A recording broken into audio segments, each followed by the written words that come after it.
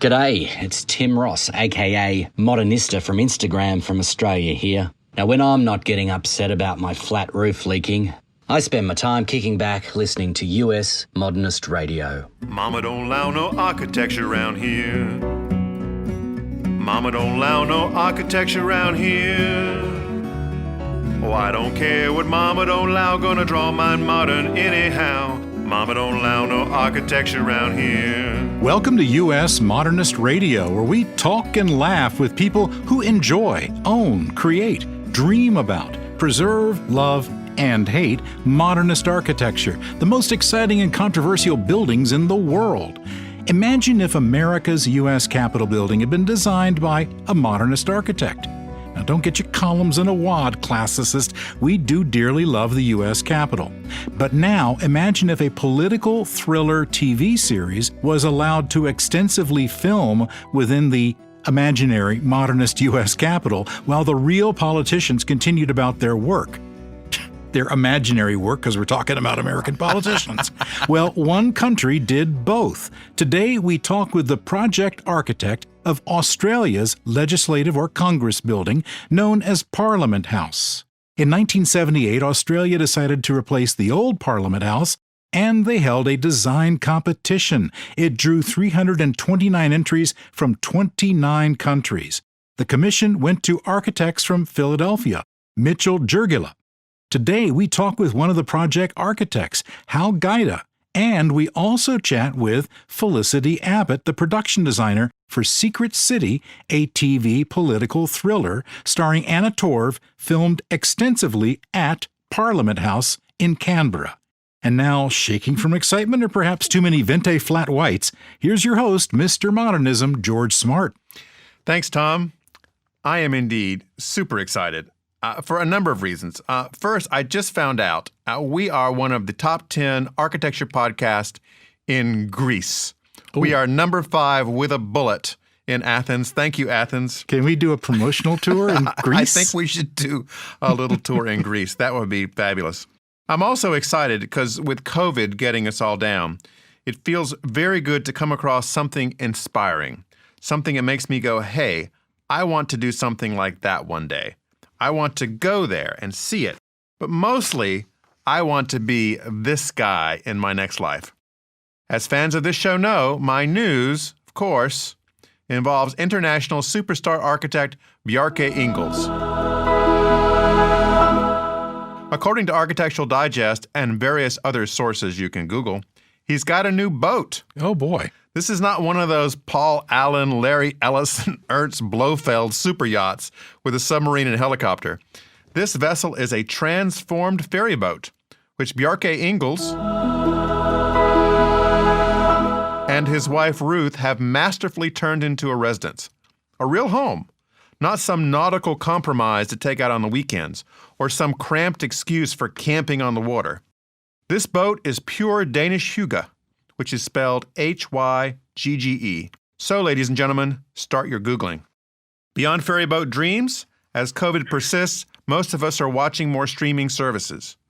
Are you current with your Netflix queue? It's become an impossible task. For years, I only watched Netflix occasionally, but in March it became a real thing in our household. We started going for new releases, then went back and binged series from the 2000s, the 90s, or even the 80s. There are tens of thousands of movies and episodes, more than you could watch 24/7 over several lifetimes. It's tempting to pine for the old days when there was just ABC, CBS, NBC, PBS, and Linda Carter on heavily pixelated HBO I was not allowed to watch. But streaming, while giving us so much more flexibility, also gives us more choice about length of viewing and access to a global inventory of programming. 10 years ago, I fell in love with Borgen, another political thriller, this one out of Denmark. A woman has been elected prime minister in Denmark for the first time, but that's not the lead story. The way politics works in a multi-party democracy facing the same issues every other country faces, like taxes, politicians' affairs, and managing immigration, is fascinating in contrast to what happens here in the United States. The best feature of Netflix, however, is how they make recommendations. Last year, Netflix recommended to me Secret City, an Australian political thriller television series that lasted 2 seasons. The delightful Anna Torv, who you remember from the sci-fi series Fringe and the semi-documentary Mindhunter, stars as journalist Harriet Dunkley. Nice name. Harriet Dunkley covers Australian politics from Canberra's Parliament House during tensions between China and the U.S. and uncovers secret interlock conspiracies which threaten her life and, like every Australian political thriller, the freedom of all Australians. About that time, I was talking to some nice friends from Canberra, Edwina Johns, manager of Heritage and Collections at the Old Parliament House, where Parliament used to meet, my good pal Philip Jones, the Martini Whisperer. I remember him. And Rachel Jackson, Heritage Principal of GML, which works to preserve Canberra's historic properties, and Amy Jarvis, Heritage Advisor at the Australian National University. They've all been guests on the show before. Suddenly, a new show idea was born, and we hope you enjoy it. Support for U.S. Modernist Radio comes from Modernist realtor Angela Roll. In our continuing world of make-believe, Angela Roll was a spy for the deep architectural state, making sure that great modernist architecture was not wiped out by devout classicists pining for an earlier time, like the 1800s. Yeah. Codenamed The Broker, accompanied by her financier boyfriend at the time, codenamed Zero Interest, they were called on to restore the terrazzo floors in Saarinen TWA building. Traveling from the AIA headquarters in Washington to Austin, Minnesota, they stole the secret formula for Spam, which coincidentally makes for an excellent floor wax or dessert topping. Yum. On the flight back to Washington, Zero Interest flirted shamelessly with a woman named Jennifer, who was breaking up with a guy named Brad, who had just taken up with a woman named Angelina. Oh. By the time the plane landed, Angela told Zero Interest to hit the road, and 2 days later accepted a proposal from international hospital executive Eric, whose love for her was long a pre-existing condition. Today, she continues to defend modernism, dealing with unreasonable sellers, unrealistic buyers, incompetent builders, and bureaucratic city councils. Plus, she has some Spam recipes that are surprisingly delicious. They love it in Hawaii, so you know it can't be that bad. That's right. Reach modernist realtor Angela Roll at angelaroll.com. That's spelled R-O-E-H-L, or call her at 919-995-0550. Thank you, Tom. I hope Spam will send us some extra cans of that soon. I'm ready for a little Spam feast here. Our first guest is architect Hal Guida, coming to us from Canberra, Australia. He was born in San Gabriel, California, and studied at Pasadena City College, Arizona State, and later at UCLA under Denise Scott Brown and Robert Venturi. He taught at Temple University and the University of Canberra and was visiting professor at California State Polytechnic University. He relocated to Canberra in 1981 with Mitchell Giurgola and Thorpe Architects as the partner in charge for the new Parliament House, completed now 32 years ago in 1988. In 1999, Hal and others split from Mitchell Giurgola to form Guida Mosley Brown. With over 50 years of international experience on wide-ranging architectural and urban design projects, he's worked in the U.S., Australia, China, Singapore, Malaysia, South Korea, and many other places. He is a Life Fellow of the Royal Australian Institute of Architects, that's the RAIA, and the 2018 winner of the President's Medal from the other AIA, the Australian Institute of Architects. Welcome, Hal. Thanks for joining us. Hello, George. Glad to be here. Award-winning production designer Felicity Abbott grew up and studied in New Zealand, where she is today. In addition to studying classical music, she earned a master's at the Australian Film, Television and Radio School and also studied in Paris. She has lived and worked in Australia, New Zealand, and the U.S. on projects including Secret City, The Luminaries, Ladies in Black, The Outlaw Michael Howe, Upgrade, Deepwater, Ready for This, and coming soon, Shrine. Felicity and the crew of Secret City got unprecedented access to Parliament House, which at times stole the show from its human co-stars. Welcome, Felicity. Thank you for having me, George. Hal, tell our listeners in this audio medium about the building in general. I mean, it's very large, but it's also mostly underground. Is that right? No, it's not underground. It is a large building, 2.5 million square feet, I guess. It's on a site that's about 80 acres. But basically what we did is we took part of the hill away, built a building, and then put back some of the earth on ramps, if you will, that are grass covered, so that we have a grass covered roof, but not an underground building. Okay. So it's in the earth, but it's not underground. It's like a green building. It's a green building, sort of anticipating green buildings. This is 40 years ago when the building was designed and we started working here in Canberra. So it anticipated a lot of ideas that were about to come. I noticed when I'm watching Secret City that the camera really loves to take photos of this building. I mean, it's just so beautiful. Oh, well, thank you. I'm sure all my colleagues would be very pleased to hear that. It is a building that sits nicely in the city. Canberra, of course, some of your listeners will know, was planned by Walter Burley Griffin and his wife, Marion, as a result of a competition in 1911-12. And they melded a city, streets and buildings and so forth, with a beautiful topography. So the city is quite rich experientially as you move through it because of this nice interwoven and blending topography with landscape and buildings. And the Parliament was designed to sit just as comfortably as we could make it into that plan and that topography. What was on that hill, Capitol Hill, previous to this building? It was an undeveloped hill. There was a flag waving and an observation tower, a small timber structure that you could get a little bit above the trees and look out over the valley. And that knowing of that flag flying there from maybe not inception of the city, but fairly early on, generated our interest in having the flag as a marker sitting above the building. And the building takes the profile of the original hill. It has the grass over the roof, as we've just been describing, and a four-legged structure holds a flag mast well above the building surface so that the flag flies up in the sky and is a marker from all over the city. Isn't that one of the most, I don't know if it's the tallest, but certainly one of the most massive flagpole structures in the world? It weighs tons. I'm sure that's true, yeah, and very big flag too. And a very big flag on top. That's right. Did the nation save this 80-acre spot for Parliament House? Was it always in the plan to build something there? The site was at the apex of Griffin's parliamentary triangle.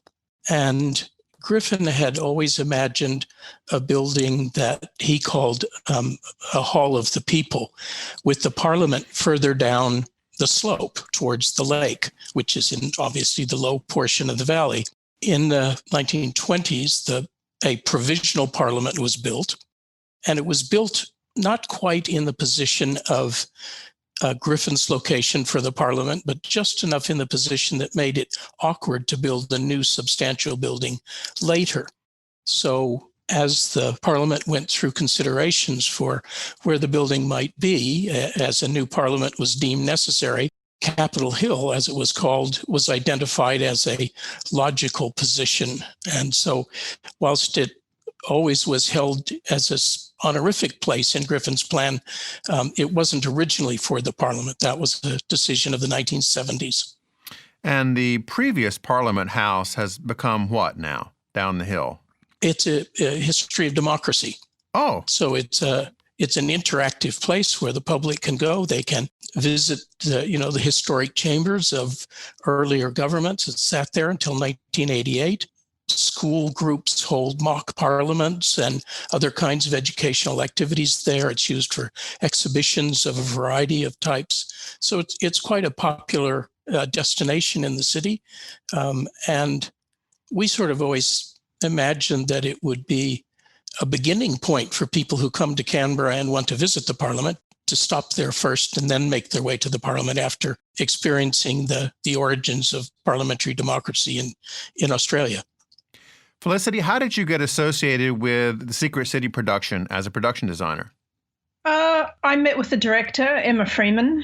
I was hired as the production designer on the first series, on the original series in 2016, after I'd met with one of the producers, Penny Chapman from Matchbox Pictures, who I'd worked with on a couple of projects previously. So it was fortunate, really. We had a really long period of research and development, which is unusual on Australian television. But as a production designer, research is really always the thing that makes or breaks a project. And one of those early phases was actually going to Canberra. I was based in Sydney at the time. And we went on a sort of semi-reconnaissance mission to Canberra just to explore the architecture itself and obviously Parliament House. So that was sort of the early days on the project for me.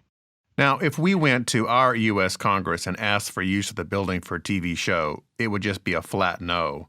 So how did you and your producers get the government to agree to this?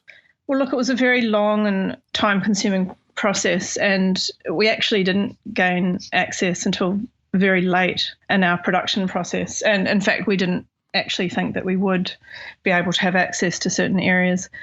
I believe we were one of the first productions ever to be given filming access to Parliament. And that was largely due to the, extraordinary negotiation between some of the producers and the location manager, Philip Roop. And I should say filmmaking is obviously, a lot of what we do is smoke and mirrors. So even though we were very fortunate to gain access to filming in certain parts, a lot of the particular sets I had to recreate outside of Parliament. So, we did film in some areas, and I was lucky enough to be able to see, certain areas which we weren't able to actually film in, such as, the Prime Minister's sort of suite. But just seeing those was such an extraordinary resource for me as a production designer, because then I was able to, really focus on the particular tone and the furniture, the decoration, and, the incredible interior architecture of this building. Obviously, the building itself was extraordinary, but also the interiors. The Commonwealth Art Collection is very extensive. So all of those really informed my design process in terms of designing this political thriller, Secret City. Hal, the building began construction in 1981 and was opened by Queen Elizabeth herself in 1988. My question to you is, did Prince Charles show up? Because he's kind of a noted hater of modernist architecture. He actually arrived in the early 80s when the building was under construction, and we took him and Princess Diana through the building of raw concrete and unfinished spaces, and had a very nice welcome response at the time from him. Oh, that's good. He's not always been so positive about anything modern. I think his aggressive stance against modern can be typified against certain kind of work. And I would like to think that the work that we have done, which is distinctly modern, nevertheless has a very human or humane edge to it in the detailing, in the use of natural materials, the use of daylight throughout the building, and the relationship to the landscape, not only to the perimeter. A lot of the filming, of course, of Parliament was from the exterior for the TV series, but also extensive interior courtyards, so that people are always within meters, really, of daylight and outlook into green spaces. It's something very beautiful that you can see from the series itself, is all the ways light gets into the building. I mean, it's something that we certainly don't see in the U.S. Capitol. Very different buildings, yes. Yeah, one of the things that really struck me was as Hal was talking about, the sort of private courtyards that the public don't have access to, the incredible interior spaces that look out onto these beautifully formed gardens. I think some of them are meeting spaces, some of them are just, areas where politicians go to and from other spaces. But, there's a whole series of these beautiful private spaces that are within the building itself, which I found particularly inspiring. Are those spaces open to the public under normal circumstances? No, they're not. They were sort of part of our investigation into the various areas that we might potentially film. They're not open to the public. They're not part of the public tour of the building. So, the general public wouldn't probably see them. Oh, that's neat. Yeah, I'm pleased to say, though, that they are available on tours during Flower Festival that we have in Canberra every spring. And so the Parliament Gardens become open to group tours that have access to those gardens. Felicity, what turned the corner for the negotiation with the government? What finally had them say yes to this unusual request? I think it was probably the government at the time. Secret City is adapted from a novel a series of novels actually, but by two journalists, that were formerly in the Press Gallery in Canberra.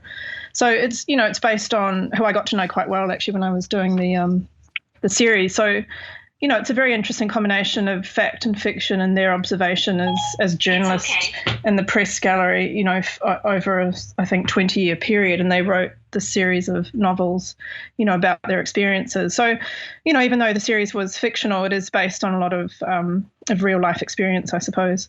And also I think their relationship with Parliament itself, that, the relationship of these two journalists and their involvement in the project, and obviously they endorsed the project, I think that really helped in securing access to particular areas. But yeah, it was very last minute. I was sort of preparing a, worst case scenario where, in actual fact, I was building a situation room or the equivalent of a US situation room, because obviously we were never going to gain access to the Australian situation room. Right. Did you have any members of Parliament accidentally walk onto the set while you were filming? No, they were sort of pretty careful, but we did meet particular politicians. In fact, one of the novelists, the journalist, is actually married to a Labor politician, so we had access to her sort of suite in Parliament, which was great. Oh, that's cool. As a designer, I really love to see, how it functions. He took us to the Press Gallery, which is obviously not a public area, so I was sort of able to see, how the journalists operate, what their rooms look like, and obviously some of the larger newspapers in Australia, they have quite a large space within the Press Gallery in Parliament, and what happens when they have to respond quickly and they all go running, and their trolleys full of camera gear and everything down the hallway. Just all those lovely little details, which for the art department in film and television, that's the sort of thing we look at, because we have to create those real life sort of situations, and it's all that detail that goes into making up character. So for me, it was absolutely fascinating, but particularly seeing it through their eyes, because they'd sort of crossed over into our world, but they were able to sort of give me a first-hand insight into what it was like being a journalist within that building itself for so long. I know there was a murder in Secret City, maybe two, but none of them occurred in the Parliament House. I guess they were not too keen on that? Well, I dare say not, and that probably would have affected our success, I imagine. But, Canberra is such an extraordinary city, in terms of its architecture. I think that was, for me, one of the most fascinating aspects of filming there, because it has such a diversity of architecture, and obviously the modernist architecture itself and this magnificent building, but also there's such a lot of kind of brutalist architecture, public buildings, national galleries, and also the whole sort of post-war boom there. And there's a lot of just typical Australian red brick houses. There's just such a diversity, and some of the other, modernist architecture in Canberra as well. The Academy of Science was a favourite building of mine, where we also filmed, which looks like a sort of spaceship. Oh, yes, I've seen that, yes. Built in, I think, 1958. There's just these incredible buildings that you just sort of drive around a corner and come across. A lot of them are annexed to various, the universities in Canberra. They're public spaces or part of, academic spaces. But it's just incredible. And also as Hal mentioned, the Walter Burley Griffin's overview, the plan for the city itself. What's incredible about it is I think that it's very eclectic and diverse, the architectural aesthetic, but it's also very deliberate. It's deliberately cohesive, and this whole idea of we look down on the city, because we did a lot of drone shots in Secret City, particularly for opening sequence, but really so you can really get the camera up in the air, and because from the air Canberra is extraordinary, particularly over Parliament, and it kind of has like mandala sort of, it's set up on this kind of incredible circular grid like a mandala, and I think it's referenced in some of the writing about it. I'm sure you had to get permission for the drone shots too. Of course, yeah. That was a serious amount of permission that went into that. Yeah. But it's quite fascinating from the air, looking at Parliament House and all the avenues going off from it. So it was a great project. So I have a stupid American question.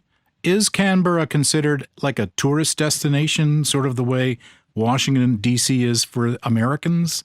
Do people plan trips there to sightsee? Yes. Yeah, very common. There's such extraordinary museums and art galleries there. I know certainly when I was studying in Australia and was a little bit of a tourist when I first moved there, I took several trips just to see some of those incredible public spaces and also the public sculpture, the lake and the architecture. Really, I think a lot of people go there for that particular reason, as well as, others, gardens. That's neat. Hal, if our U.S. Congress, for some reason, decided they wanted to have a new building, and there was a competition, and it was won by an Australian firm, people would go nuts. So was there resistance to having an American architectural firm design the Australian Parliament House? Not that we ever encountered. We were, very warmly welcomed by people. We were engaged by the Institute right from the beginning. And the Institute built a good relationship with the office. We were a known entity, if you will. They knew Mitchell Giurgola in Philadelphia and New York. So we were a firm that was already regarded. We were selected by a jury that included probably at the time, one of the most eminent Australian architects, John Andrews, who you may know designed the Harvard School of Design. Yes. So it was really a wonderful introduction to the country and to its people. And we also didn't try to impress on importing things, neither people. We just a handful of us from Philadelphia and New York came to Canberra. We recruited architects from across the country, and many international young architects came to work on the project. So it was a striking positive note. Now, you and your colleague Camille Berg are something called the moral rights holders for this building, which is a term I had never heard before. I kind of liken it to guardian angel. But or godparent? Yeah. So what do moral rights holders do in Australia? Well, moral rights holders was legislated in Australia 30 years ago, I suppose, to give recognition to people who had carried out artistic works. And that could be, poetry or a novel or graphic work or architecture, and probably more things as well, films. And an individual can be identified essentially as the author. Okay. That is, they've stated their moral rights to be acknowledged as the author. In our case, we were a great number of architects together, and MGT, as we became known, Mitchell, Giurgola, and Thorpe, I think we had 10 partners all, but just 2 of us here full-time, Rick Thorpe and myself. And at the completion of the project, we acknowledged that Aldo Giurgola should hold the moral rights. That should be the acknowledged author. When Aldo died, his will contained a statement or request that Camille and I be allowed to carry on what's called the administration of the moral rights. It sounds fantastic, as you've just sort of suggested, like guardian angel and so forth. In practice, it has really just a couple of actual characteristics. The first is we received the notices, and we're the moral rights administrators for all of Aldo's work. Okay. So not just the Parliament. So it wasn't specific to the Parliament. So if somebody wants to make a change to a building in which Aldo was the original holder of moral rights, they should notify us that they're planning to do that, and they give us an opportunity to come and take pictures and record it if we want to. So that's really just receiving the notice that something's going to happen. The second part, which is the more useful one, is not a requirement of the legislation, but it's suggested as being appropriate, and that is that the owner of a building who wants to make change conduct consultation with us in a way that doesn't restrict them, so that they can ask what we think about what they're going to do, and they may take our response advice directly or not. Okay. I'm pleased to say that the Parliament has engaged with us on a basis of reviewing upcoming projects and seeking if there would be a problem from our point of view about the proposed changes that would diminish the quality of the building or be insulting to the moral rights holder, Aldo. Okay. So they've engaged with us on that basis, and that's quite an honorable thing on their part. Felicity, when you were filming the show, what was the hardest thing to set up from a production design standpoint? Look, I think one of the most problematic issues is always clearance on a production, because everything that my department does, as in the art department, requires a sort of process of legal clearance, whereby, everything has to be sort of signed off and have the requisite permissions. And in the case of Parliament House, there is this extensive art collection, which I first saw when I, first went on my tour with the producers and the director. Yeah. And that's an incredibly difficult thing to reproduce. And one of the things that struck me was the quality of the finishes. There's just such an extraordinary building on the interior, as I mentioned before, the kind of marquetry and tapestry and, it's like all the marbles. There's just this kind of incredible richness and incredible attention to detail in every single surface and texture that's part of that interior. And I don't want to talk about budgets because that's incredibly boring, but, to try and reproduce that with not the same level of resource is incredibly challenging in terms of the film and television environment. And also, of course, we weren't able to access a lot of those incredible artworks. Parliament House has a great collection of contemporary and historical works of Australian international artists and also Indigenous Australian works, painting and sculpture and all sorts of things. So the way I approach that, sometimes in this particular case, we created a whole lot of work in the style of particular artists. And this is knockoffs, kind of. Yeah, you can call them knockoffs, but I like to think that they would. It's a homage. It's an honorary. Right. Exactly. A tribute. Yes. It's a tribute to. That's how I look at it. In fact, I did create some of these works myself because my background actually is in fine arts. Oh. And we have to cover, we had an enormous amount of sets. Every politician has an office, which we had to build as a set, outside of Parliament. But it had to have the look and the feel and the tone and the palette of this building. And one of the things I came across, I wanted to ask Hal this particular question. In my research, I came across Peter Travis, who was the colorist, I think his official term was, for this particular project. And I came across a very old film that was made of him, an interview with him about his work on Parliament House. And he was largely responsible, I think, for the colour palette of the interiors of Parliament House. And it was incredible for me to kind of come across this document because he was really talking about his process as a designer. He was an artist, a designer, a ceramicist, and an art educator. And he was speaking specifically about the process of choosing the House of Representatives has this very subtle green and the Senate has a very subtle pink, and all the textures and the paint surfaces within those two environments and all the offices surrounding them have these same tones. And he was talking about the process of the complementary colours on the colour wheel, putting a certain amount of magenta into the greens and then the opposite into the pinks. And so what was your question for Hal? Well, does he remember Peter Travis? Was he part of the team? Does he remember working with him? Did he work with him at all? Yeah, absolutely. Worked very closely with Peter. We set up fairly early on, set up a program of getting to know artists and engaging with artists and craftspeople, even prior to the instigation of the art program for the building. And Peter was somebody we came across early because, as Felicity says, he was a wonderful ceramicist in Sydney, but he also taught color, I guess, theory at the School of Art in Sydney. So we engaged him as a consultant, and Peter would come. I suppose he was in his late 50s or 60s at the time. And he would come and 3 days at a time, 2 or 3 days at a time, and work with us in Canberra. And we would gather leaves and rocks and dirt and, sand from places, all kinds of natural materials to help steer the use of color. And we also were working with people in the forestry division, looking at the timbers that were available, so that we had, again, natural materials that we would use in the building to frame things around.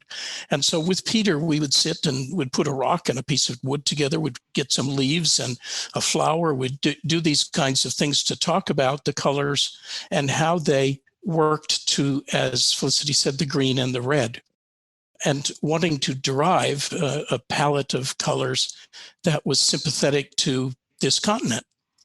And Peter brought his watercolors with him always. Maybe he kept a bunch in the office, I don't remember. And he would do those wonderful 8x8 or 11x11 squares of starting with one green in the upper corner on the left side and red on the opposite side. And he would do all the gradations in between. And he would do them in little sort of 1-inch squares. And he would do those overnight while the rest of us had gone home to our families and so forth. Peter would work through the night with such energy, and we'd come back in the morning and there would be 6 or 7 of these panels, and then we would pull them and talk about them. And was Peter snoring over on a couch somewhere? No, he was just the most energetic character. Wow. He was really fabulous. And then we started working with some local weavers, because it had been determined that we needed such a large amount of absorption in the chamber that fabric wall panels were the right decision. For acoustics. Yes. For acoustics. And so we started working with a local weaver who was doing dyeing that came out of the work that Peter was doing and that we were all homing in on and Paul would do a whole series of dyeings of fields of greens. And so he would bring them, and that would contribute to this ongoing elaboration of the way to use color in the building, which we finally structured into a very precise diagram that helped all the teams. We had 20 teams at one time working on different parts of the building, and it gave an overall kind of guidance. Peter was an absolutely fabulous guy. He was also known as Sydney's best kite flyer. Wow. He designed these wonderful big kites. And he also was the designer in something like 1953 of Speedos. What? The typical Australian swim gear, which is for men in the first instance, which is absolutely minuscule. And Yeah. so he had a wonderful character of a life and just was always great. The creator of Speedos. What do you know? You hang out at Bondi Beach? Absolutely. That's wonderful to hear, Hal. I mean, I was really interested in how that palette particularly came about, and it was just so. I loved that process, and it was so informative for us. I think when we were approaching the series, just so useful to see all those details. But you can really feel the consideration that's gone into all those decisions. It's very obvious when you're in the building itself. Oh, that's nice to hear. With Peter was really fun. And the process I've just been describing probably went over 2.5 years. So it wasn't something that we did in just a short time period. This was a continuous elaboration because we tried to have control over the color palette. And so then we've got timber changing through the building. We didn't just use 1 or 2 timbers. We used, 15 or 20 different timbers, and same with stones and so forth. So we tried to have color react to the orientation of a room in the building. So if it was to the north and on the sunny side, the colors were sometimes, let's say, sun bleached. If they were in the south, on the dark side, close to the hills, they were more protected, so they were more intense. Colors on the ground floor were one density. You move up a floor, they're slightly lighter, closer to the sky and the sun. Move up another floor, lighter yet again. And so there was a whole series of strategies, and we developed color palettes, which included materials and fabrics and carpet and what have you for virtually every room of significance in the building. And that means, anything where people were going to spend any amount of time. Hal, since Parliament House, you have done legislative buildings for other governments. Where else have you done these? You've done some good, interesting research. Yes. Well, we started when the building was complete in 1988. A year later, the Australian Capital Territory, which, much like Washington, D.C., had been under the federal government. Well, they were asked to have self-government. And so the ACT, as it's known, established a constitution and all of the things that you do to have your own government. And there was a building in which territory administration had taken place. And so we designed the Legislative Assembly in that building, to have literally a chamber for parliamentary debate and all of the things that go with it, hearing rooms and what have you. Some years later, in the late 90s, I guess, we were contacted by a wonderful architect in Hong Kong, Rocco Yim, who said, there's going to be a competition for government center in Hong Kong. Would you like to collaborate with us? And we met and met with Rocco. We were doing some work in Hong Kong at the time. And we met with Rocco and we hit it off well. And so we worked with Rocco on the competition. We won the project, and us being a relatively small group here in Canberra said, look, we'll do one space in absolute detail. We worked on the whole complex with Rocco in the conceptual design and sort of schematic design, but we did the Legislative Council building. Was this prior to the self-determination ending in Hong Kong? No, it was after that. After that, okay. It was after that. It was 97. Interestingly, the prior existence of Hong Kong did not have representation. It only happened after the handover. Okay. It had let's call it a curious representation. So we did that, completed that, and it was great working with Rocco and everybody, but we were up there during construction and so forth quite regularly. And several other governments, right, you've worked with? And then we've just recently, maybe a year ago or 2 years ago, completed the Parliament in Samoa. Yeah. It's been an unusual outcome that you do one parliament and it becomes a type. It's not something we ever expected. Well, it's like some of these architects, they build one airport and then other airports come to them and want an airport by that same architect, right? It just makes sense. Yes. Yeah. Well, interestingly, we've had that experience too. We won a little competition for the Canberra airport, I don't know, 10, 12 years ago, or some, maybe more. And then we were contacted by some Indian architects in India, and we've designed 2 airports with them in India. Wow. Which are under construction. Well, they haven't been completed yet. Okay. Felicity, what's next for you? Is it the Shrine Project? Yeah, I've been on the east coast of the US in Boston on a film all year. We actually started in the first week of January and then shut down, unfortunately, due to COVID at the end of March, and then started back up again. So it's really been the longest film ever. Yeah. But I'm very pleased that we finished that last week, which was great, just before the cool weather arrives. And I'm just taking this opportunity to, I'm Los Angeles based usually, and I'm just taking the opportunity to visit my family in New Zealand. So for now, I'm just happy to be able to go to the movies again. Yeah, I bet it's a little different in New Zealand than it was in Boston, as far as very different, very different. And Los Angeles again, very different than the East Coast. So, what is Shrine about? What can we look forward to? Shrine it's a thriller set in New England, produced by Sam Raimi, Rob Tappert, and directed by Evan Speliotopoulos. And it's about a sort of not an aging journalist, a journalist who tries to revive their career by he goes to a small New England town. Is his name Harry Dunkley? No, it's quite similar actually. Yeah. Jeffrey Dean Morgan plays this particular chap, Fenn. Yeah, it's it's an interesting story, and for me, it was just a fascinating place to work for a year because I had no idea I guess it's obvious New England, but I really felt like I was in Europe. You know, it's so diametrically opposed to the west coast of the US, obviously, but the architecture in New England was just extraordinary. So it was a great opportunity for me to sort of explore a lot of that. We ended up building a lot of sets because of COVID. It's very, no like most locations are no longer safe to film in because of ventilation and other issues, which was, interesting from a design point of view because I ended up having to recreate a lot of those on a soundstage, which is much easier to control the airflow and other environmental factors. So it was great. Ended up getting exposure to a lot of those beautiful sort of 18th, 19th century traditional New England houses and other types of architecture. New England, compared to the West Coast, is smaller and older. Yeah. Bet you can't wait for the pandemic to be over.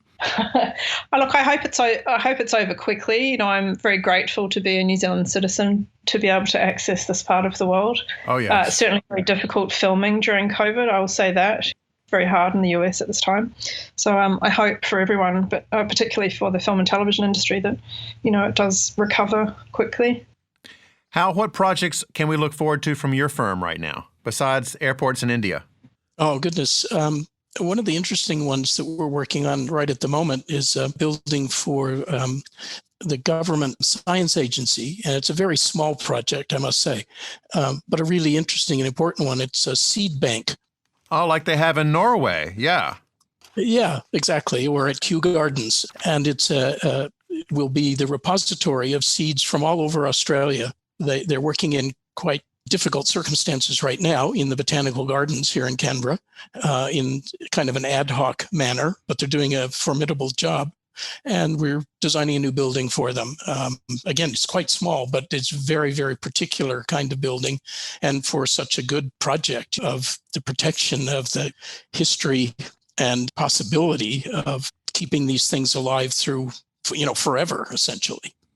Hal, thank you so much for joining us. It's been such a pleasure to talk with you, and you've just done a magnificent job on this and other buildings in Canberra. Well, thank you very much. It's been a pleasure. And Felicity, thank you for joining us from New Zealand. Thank you for having me. It's been a great conversation.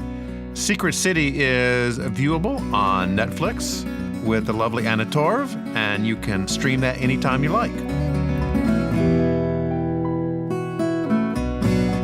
Thanks for listening. U.S. Modernist Radio is underwritten by Angela Roll, your special real estate agent for Modernist Houses. Okay, Tom, close us out. Visit usmodernist.org's massive archives to listen to our past shows, discover documentation of 8,000 significant modernist houses, and access 3 million pages of classic 20th century architecture magazines. U.S. Modernist Radio is produced by Soundtracks Recording Studios in Raleigh, North Carolina. Our theme song is performed by George Smart and Robinson Earl. Carrie Cesarino researches guests while juggling 2 above-average children, 12 domestic animals, 2 unwatched episodes of Iron Chef, and a martini stirred, not shaken. U.S. Modernist Radio is a production of Modernist Archive Incorporated, a nonprofit educational archive for the documentation, preservation, and promotion of modernist residential design. I'm Tom Guild. George and I will be back soon with another culturally important, buried underground, naturally colorful, proudly patriotic edition of U.S. Modernist Radio. Anna Torv, call me.